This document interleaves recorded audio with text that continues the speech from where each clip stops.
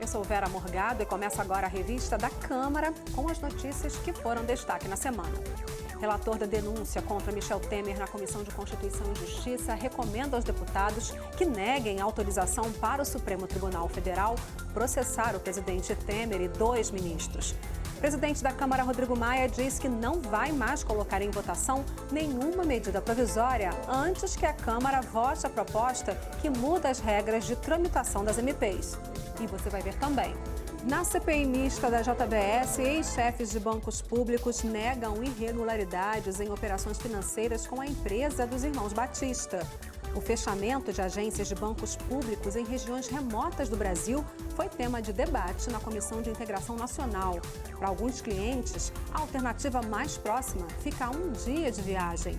E uma exposição na Câmara mostra a trajetória de João Goulart, do mandato de deputado federal até se tornar presidente em 1961.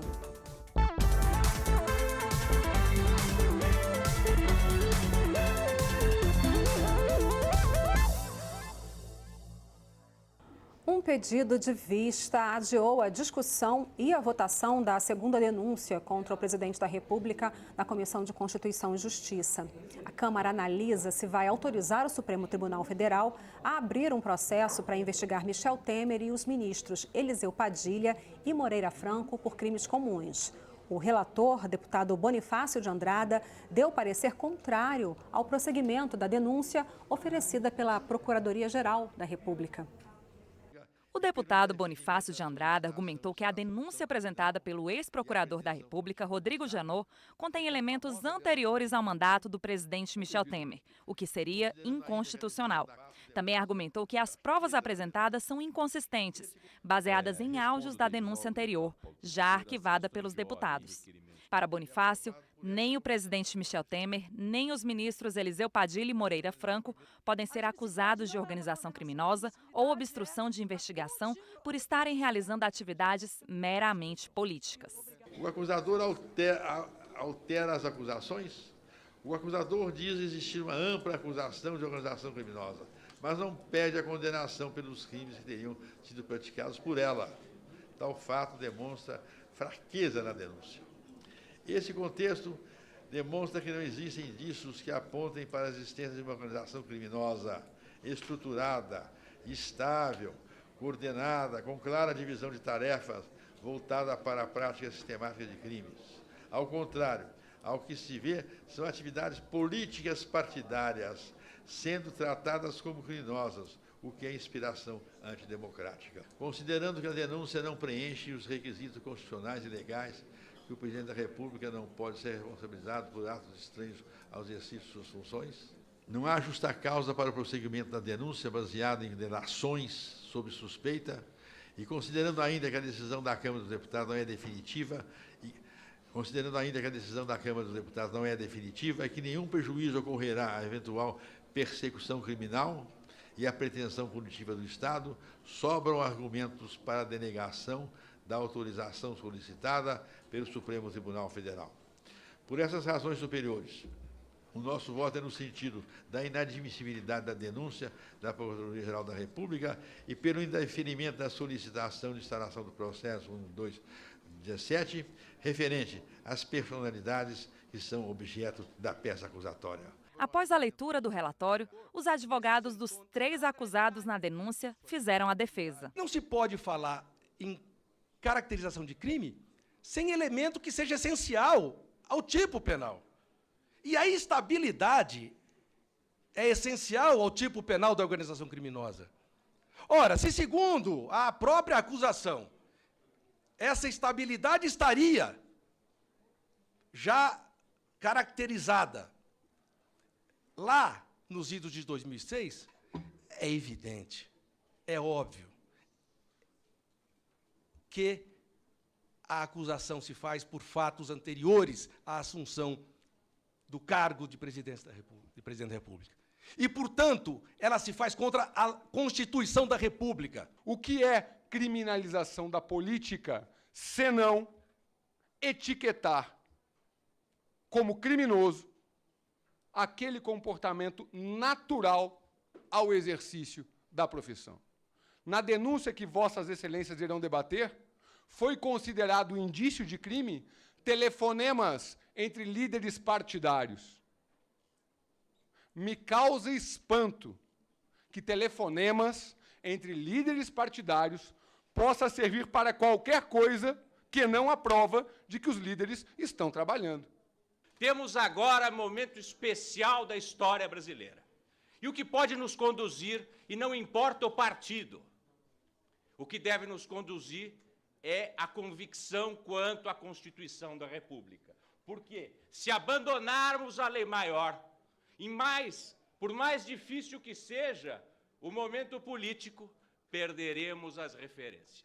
Os parlamentares da oposição criticaram o relatório apresentado na CCJ. Vamos votar contra esse relatório, mas, obviamente, vai ser o debate feito aqui. E que nós não vamos julgar o Ministério Público, nós não vamos julgar parte dos delatores que estão lá, mas nós vamos, pelas circunstâncias da acusação, julgar 2 ministros e o presidente da República. Aqui existem elementos, gravações, existem falas, inclusive na ação número 1, que nós analisamos aqui, que jamais deveria ter sido arquivada em nossa posição, jamais deveria ser arquivada. Vejam os senhores, havia a voz do atual mandatário da República, de Michel Temer. Havia a voz, junto com Joesley Batista. Aqui, se não há a voz de Michel Temer, há indicações claras de que nós não podemos arquivar. Devido a um pedido de vista, a Comissão de Constituição e Justiça deve retomar a discussão do relatório na próxima terça-feira. O plenário da Câmara é que vai dar a palavra final sobre a autorização para o STF tocar o processo. Mas o caminho na Comissão de Constituição e Justiça ainda é longo. A CCJ tem 3 momentos. O primeiro é o do relatório. O deputado Bonifácio de Andrada apresentou sua conclusão. Agora, com o pedido de vista, haverá um prazo de 2 sessões do plenário para que o trabalho seja retomado, o que vai nos levar para uma segunda fase, a discussão.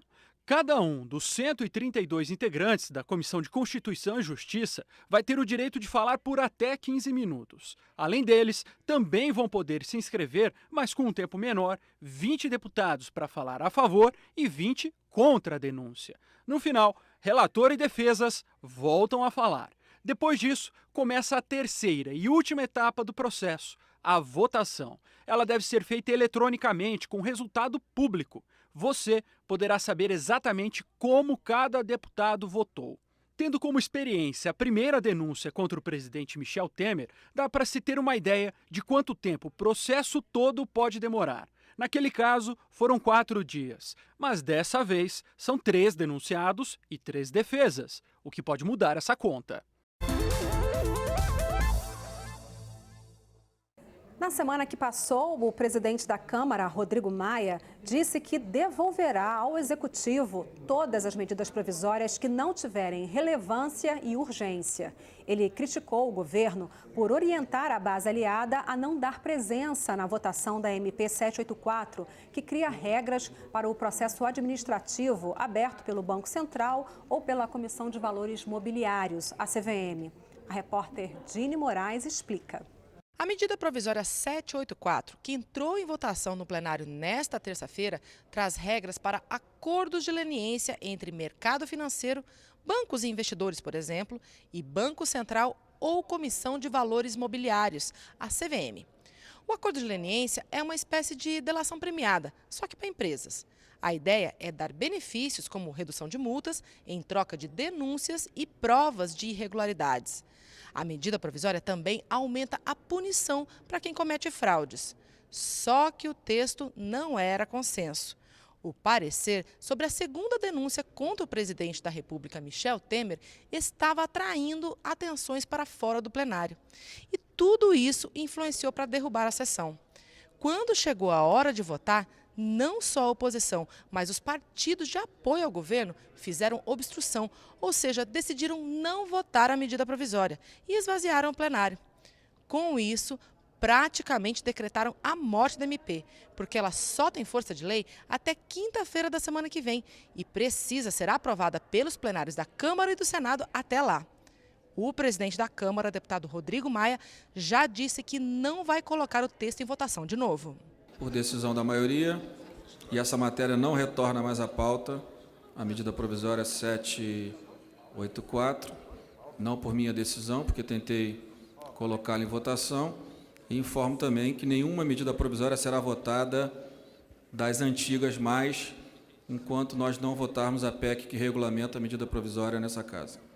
Acho que, se o governo edita uma medida provisória e, na última hora, ele não confirma a urgência daquilo que fez, então que o governo encaminhe daqui para frente tudo por projeto de lei, que é assim que eu acho que essa casa será respeitada. Nesse momento, eu devo lhe dizer que Vossa Excelência está marcando esse mandato. Vossa Excelência está fazendo a afirmação da Câmara dos Deputados. Essa matéria não era sequer para ser tratada por medida provisória. Não vai ser a nova regulamentação que vai corrigir os nossos erros. Porque o conceito de urgência e relevância de medida que justifica a medida provisória tem sido relativizado e alargado por nós. Isso mesmo. Na CPI mista que investiga a JBS, ex-chefes de bancos públicos negaram irregularidades em operações financeiras com a empresa dos irmãos Batista. A comissão tratou de empréstimos que resultaram na compra de empresas estrangeiras. A ex-presidente da Caixa Econômica Federal, Maria Fernanda Ramos Coelho, foi questionada sobre 3 empréstimos concedidos à JBS entre novembro de 2009 e janeiro de 2011, que somaram 1 bilhão e 250 milhões de reais. A ex-presidente, que é funcionária de carreira do banco, explicou que todas as operações cumpriram os requisitos exigidos segundo critérios técnicos. Ela disse que nunca teve encontros com os donos da JBS e negou que tenha recebido orientações políticas para favorecer a empresa. Fui presidenta da Caixa de março de 2006 a março de 2011.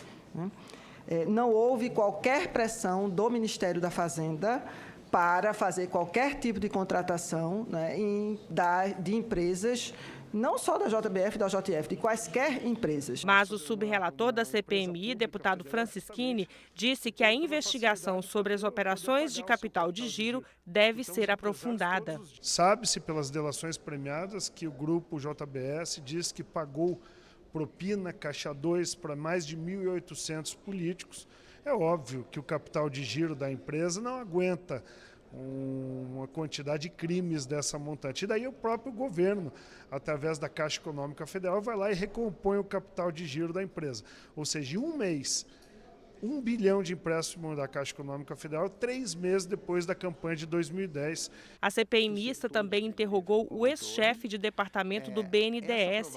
Ele explicou como foi feita a aquisição da Swift Argentina em 2005, que marcou o início da internacionalização da JBS, tornando-se a maior empresa do mercado de carnes do mundo. O TCU, o senhor teve acesso, com certeza, no acórdão do TCU, que diz que foi aprovado em 20 e tantos dias, 22 dias, se eu não me engano. Eu tenho essa informação, mas eu posso... 22 dias úteis. Então pode ser... São úteis, não, mas a informação é março de 2007, aprovação em julho de 2007. Esse é o fato que ocorreu, é esse período aí. O Supremo Tribunal Federal decidiu que é o Legislativo quem dá a palavra final sobre a suspensão do mandato de parlamentares pelo Judiciário. Assim, decisões do STF de afastar deputados e senadores precisam do aval da Câmara ou do Senado. O plenário do STF decidiu que o Poder Judiciário tem competência para impor a parlamentares as medidas cautelares do artigo 319 do Código de Processo Penal. São restrições como o recolhimento noturno domiciliar, a proibição do parlamentar de ter contato com determinadas pessoas e, inclusive, o afastamento do mandato. Mas, no caso de afastamento, a decisão judicial deve ser remetida em 24 horas à Casa Legislativa para a deliberação dos parlamentares, pelo voto da maioria absoluta. A decisão sobre quais dessas medidas serão submetidas ao Congresso será do próprio STF, caso a caso. Com 5 ministros favoráveis ao entendimento e 5 contrários, o voto de desempate foi da presidente do STF, ministra Carmen Lúcia. Contra uma decisão judicial cabem recursos, mas não cabem desacatos, não cabem inobservâncias. Tenho para mim que, neste caso, o magistrado haverá de tomar as decisões pertinentes inerentes à jurisdição penal, mas que deverá encaminhar ao órgão competente, pelo próprio magistrado, para que se tenha, então, a possibilidade de prosseguimento ou não, de manutenção ou não, da medida específica apenas de mandato, nos casos em que haja interferência, portanto, na representação popular. Você vai ver daqui a pouco, aqui, na revista da Câmara. A Comissão de Defesa dos Direitos da Mulher aprova projeto que obriga bares e locais de entretenimento a adotarem medidas para proteger as clientes. E uma exposição na Câmara mostra a trajetória de João Goulart, do mandato de deputado federal até se tornar presidente em 1961. Eu volto já.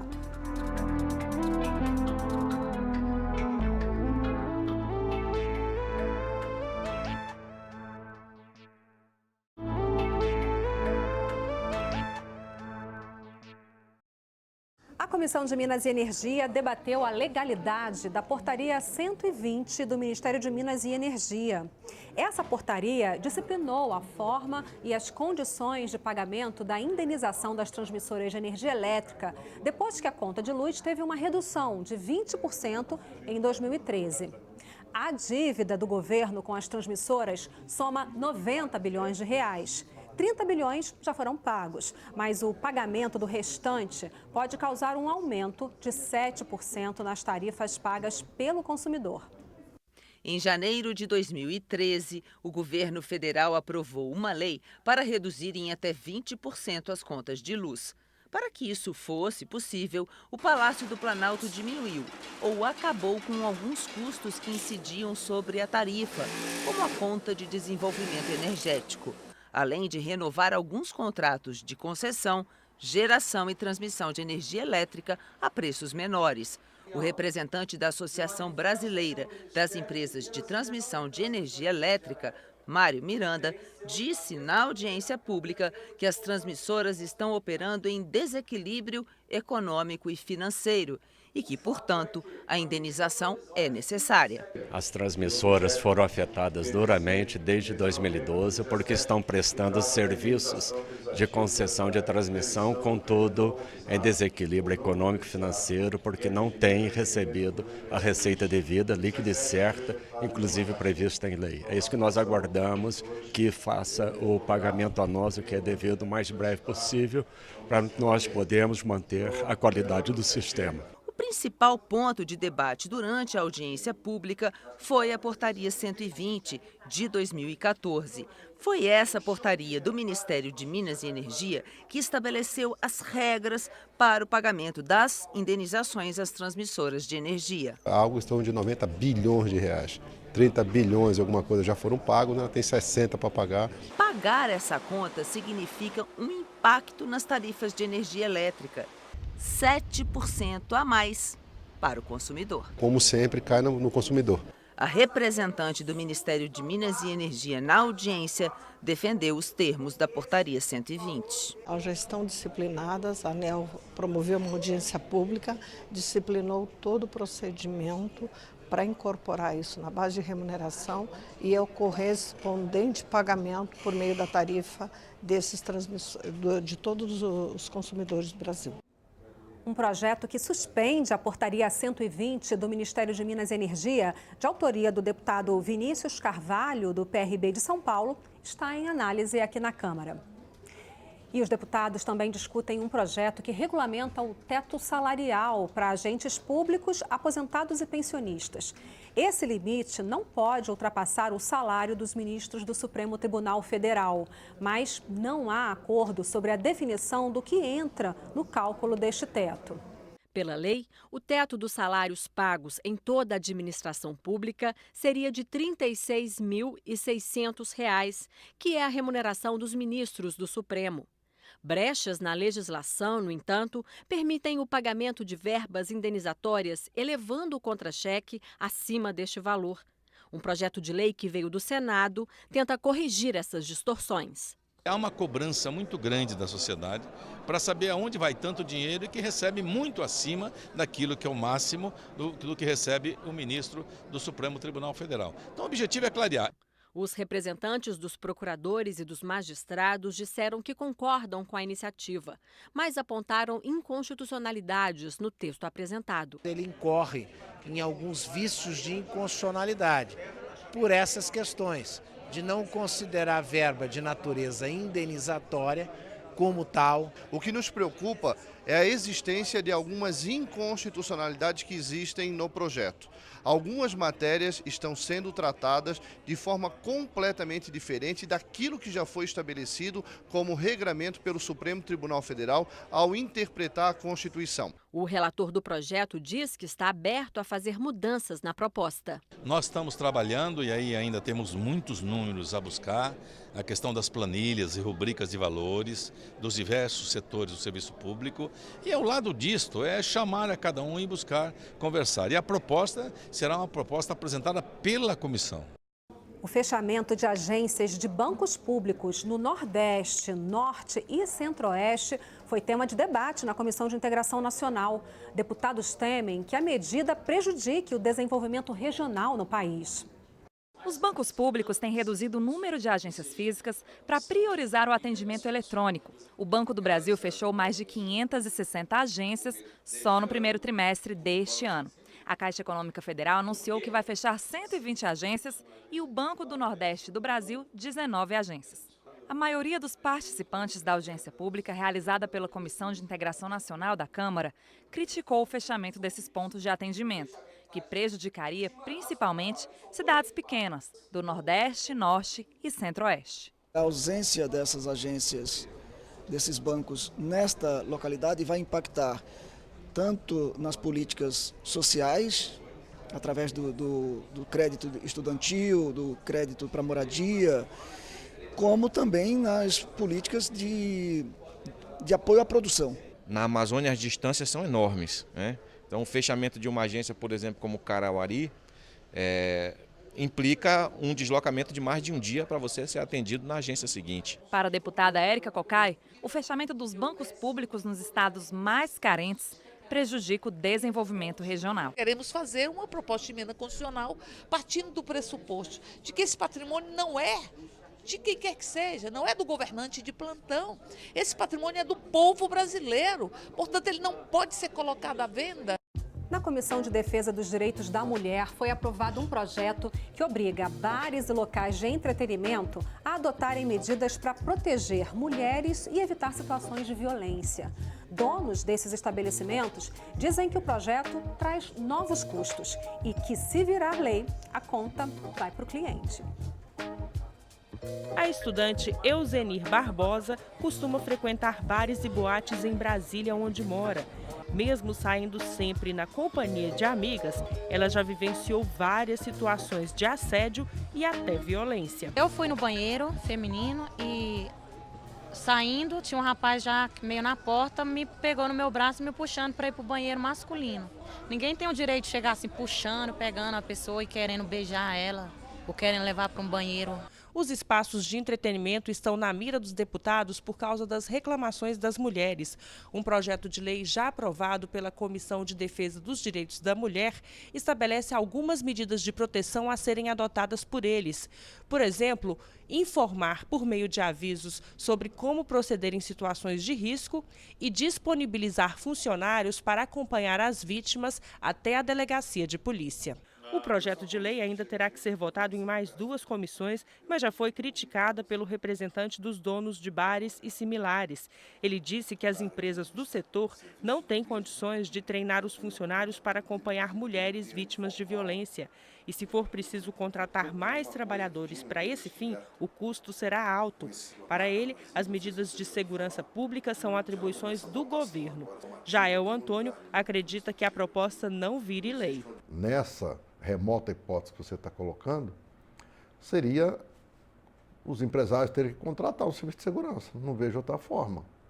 E isso teria um custo. A proposta aprovada ganhou mais uma exigência por meio de uma emenda do relator. Ela também prevê que deve haver a separação dos banheiros por sexo, porque hoje em muitas casas, às vezes, como há um único banheiro, isso traz uma insegurança para a pessoa da mulher. E a gente termina com uma exposição aqui na Câmara, montada pelo Instituto João Goulart. Além de retratar a trajetória política do ex-presidente, a mostra Jango, Nossa Breve História, revela cenas de futebol, artes e mobilizações populares das décadas de 1950 e 1960, um período marcante da história do Brasil. João Goulart presidiu o país de setembro de 1961 até março de 1964. Foi um governo que começou tumultuado.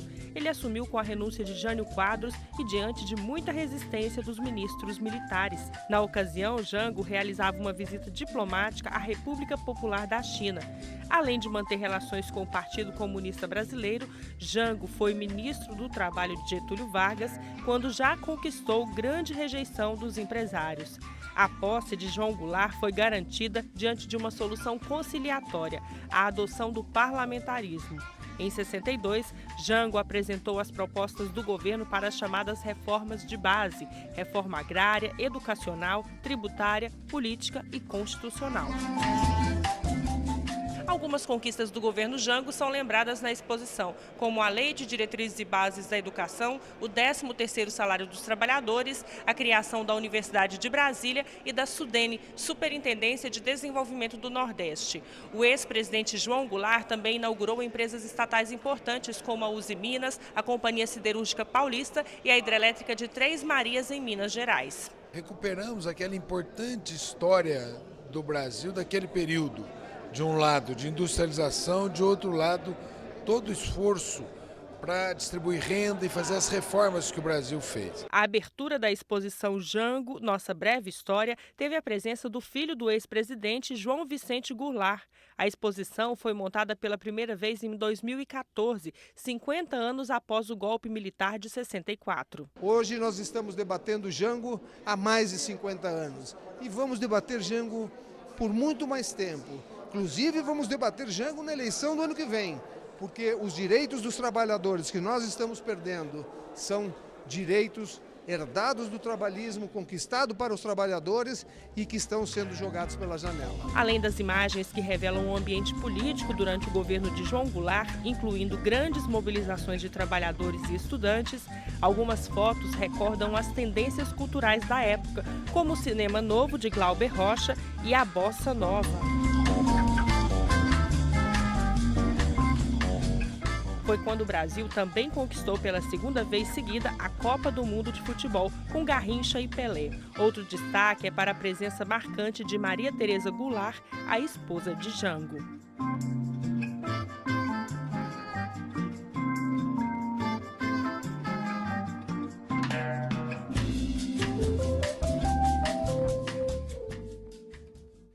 A gente fica por aqui, mas você pode rever a revista da Câmara na nossa programação e também pela internet.